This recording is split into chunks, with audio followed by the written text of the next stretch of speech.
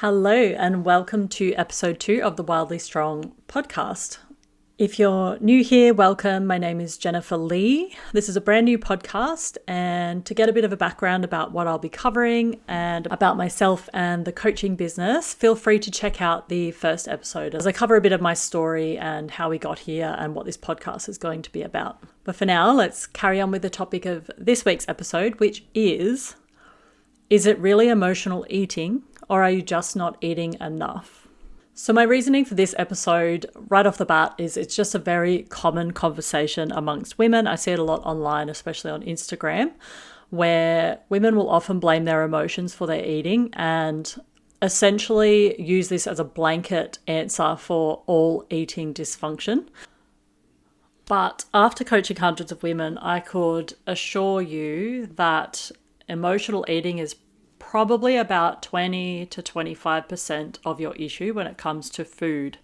So it does play a role, and hormones absolutely play a role, but more often than not, women are not actively eating enough of the right foods on a daily basis in order to regulate appetite.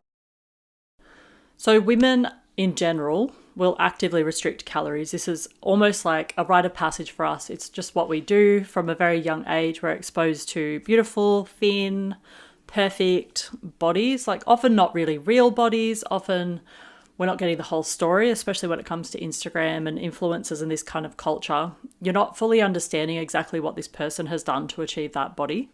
And it's very normal and common and natural to then assume that there's something wrong with you if you feel that you don't measure up to this look. And it's also kind of programmed to us that, a smaller body is going to be a more successful body. It's a more acceptable body. We're going to achieve more. Or I've even seen a statistic recently which said that women who wear makeup were earning 30% more on average.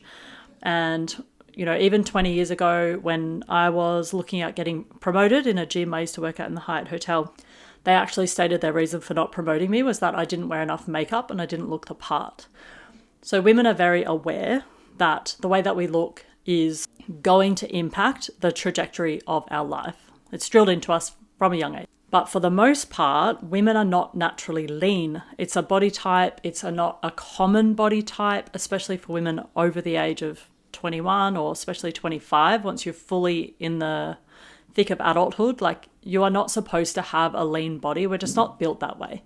But what happens is women will then try and restrict food to try and get back to this sort of teenage body they had, or this version of what they think is acceptable in society, and that's what's going to get them the best life that they can possibly have.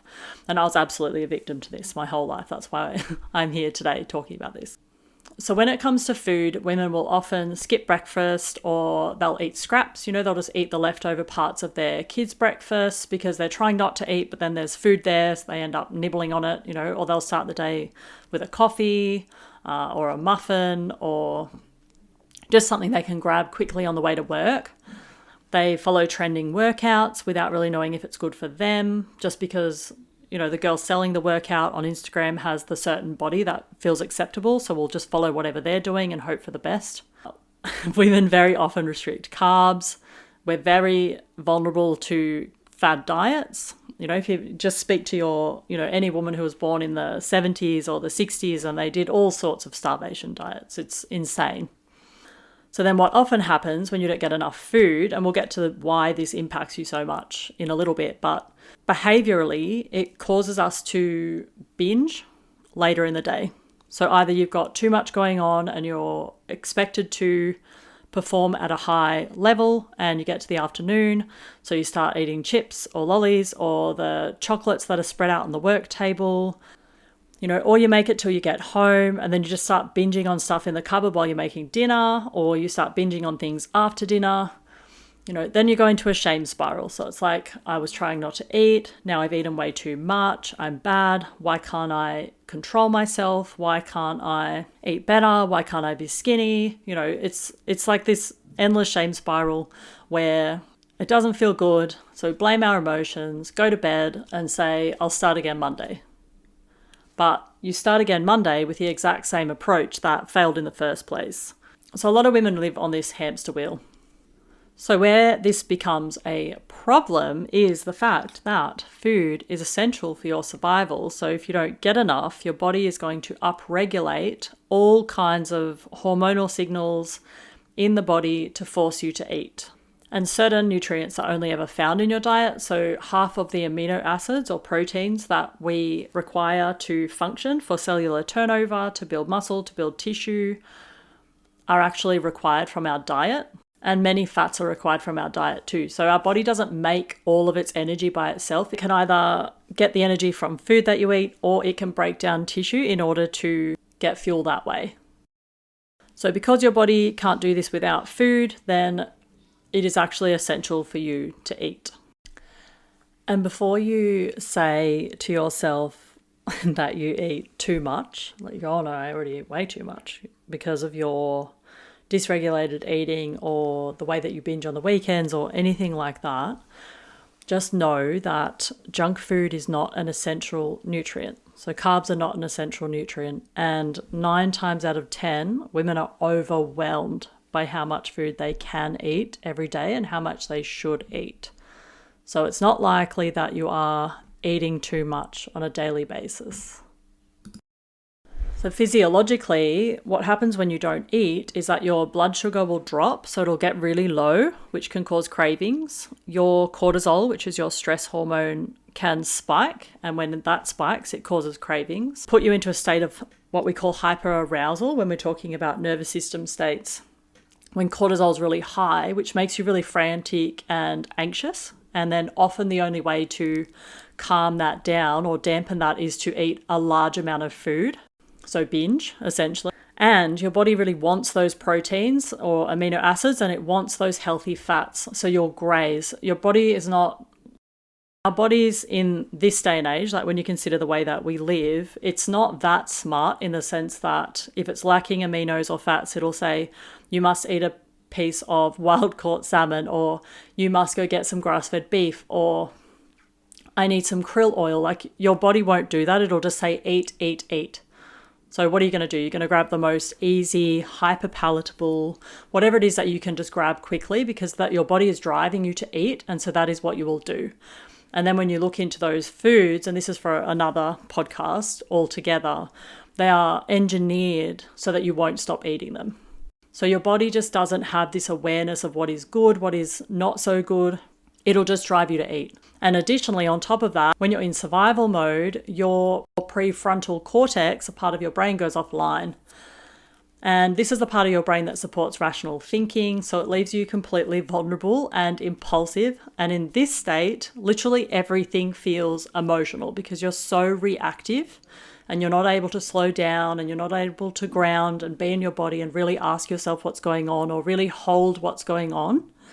So you're just going to react, and ask yourself right now, like, what is the easiest, most pleasurable, simplest thing that you could do if you're in a state of stress or survival? Most people are going to say chocolate or ice cream or muffin, I don't know, name your vice, or wine even. It's something that's immediately soothing is what you're going to grab because you don't have the time or the space or the capacity to actually be with your emotions or work out what's going on.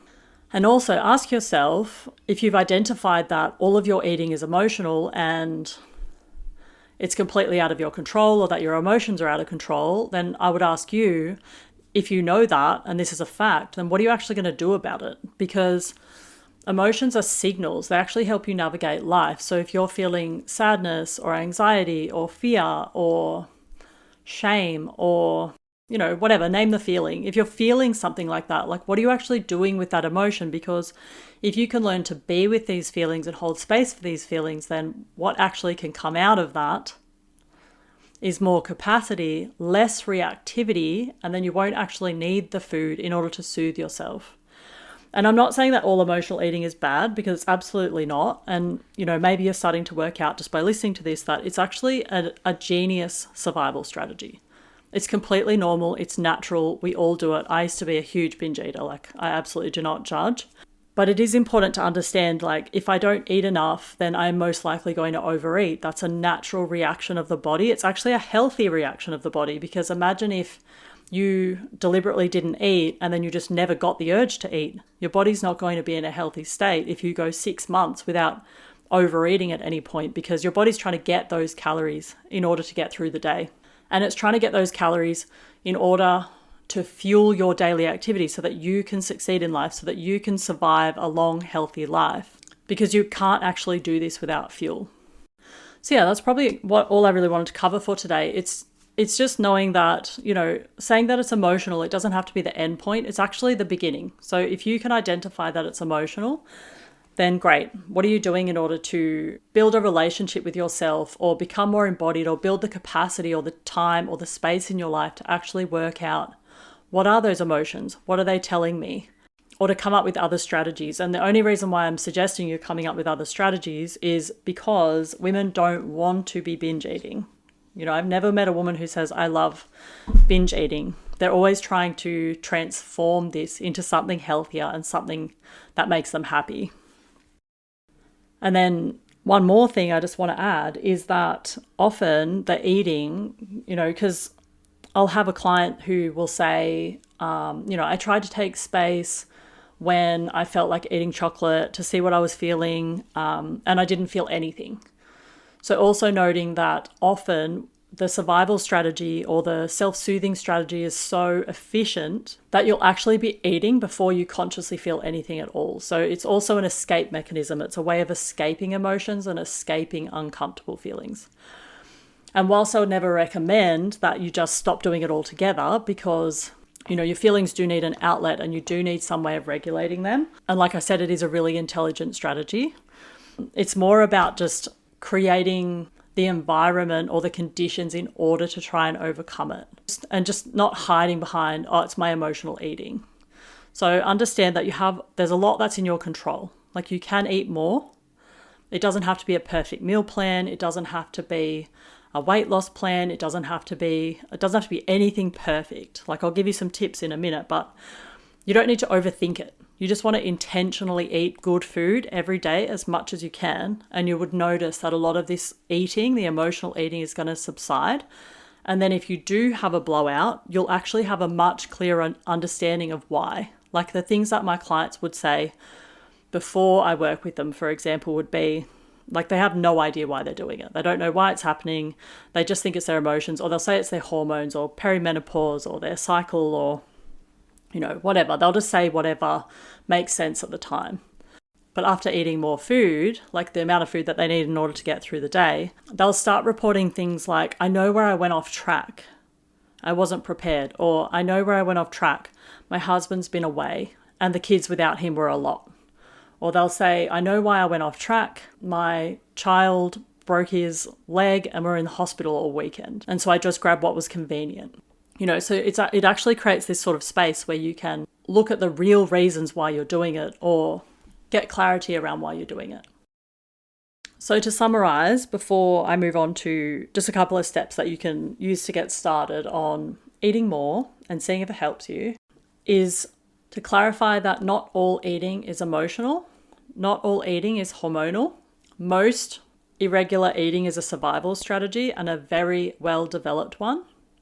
A lot of eating is there to mask emotions, to protect you from feeling the discomfort of emotions that you do not have the capacity or the time to feel.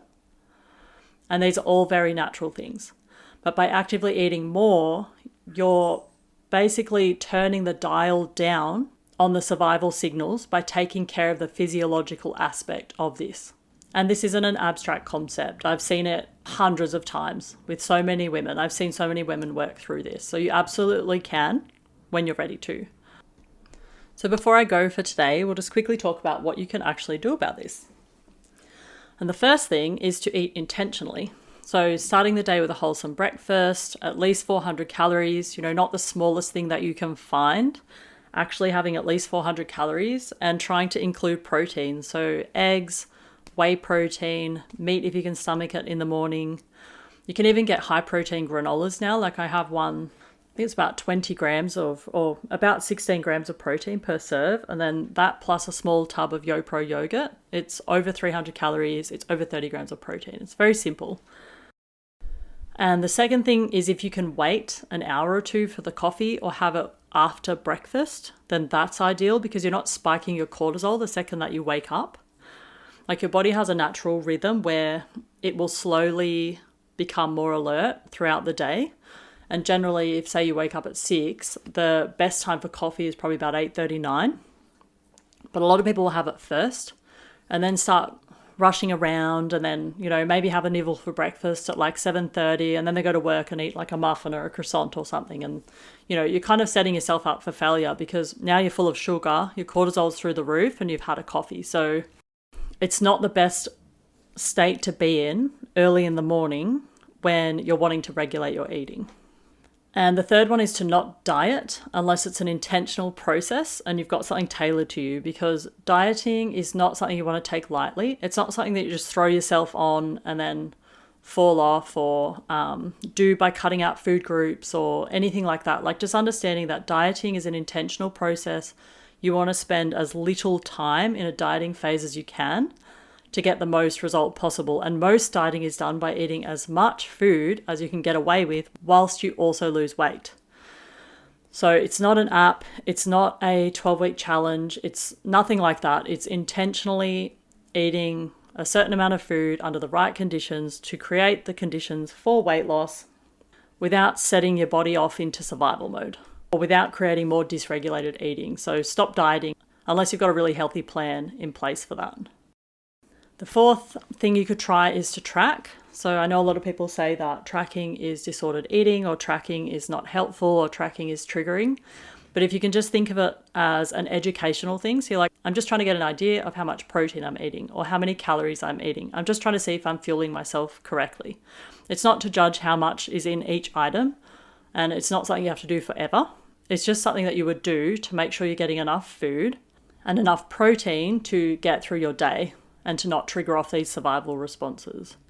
And lastly, I've pretty much covered this, but any type of extreme dieting that you can't maintain, so something like carnivore or keto, or if you go dairy-free but you love dairy and you don't have a reason to cut out dairy, or most of these diets create rebounds later because the things that you've cut out, you have no intention of staying off. So it's just better to diet intentionally, don't do extreme diets, don't cut things out that you love to eat. And actually just create stability in your body first. Like every client that I have, every fat loss client included, will do a period of intentionally eating more food. So I want to work out what their maintenance calories are, which is the amount of food that they can eat every day in order to maintain weight. And if they're emotionally eating and they don't have a weight loss goal, then I still want them to eat as much food as possible, because then we can narrow down what exactly is it that's triggering that. That's not physiological.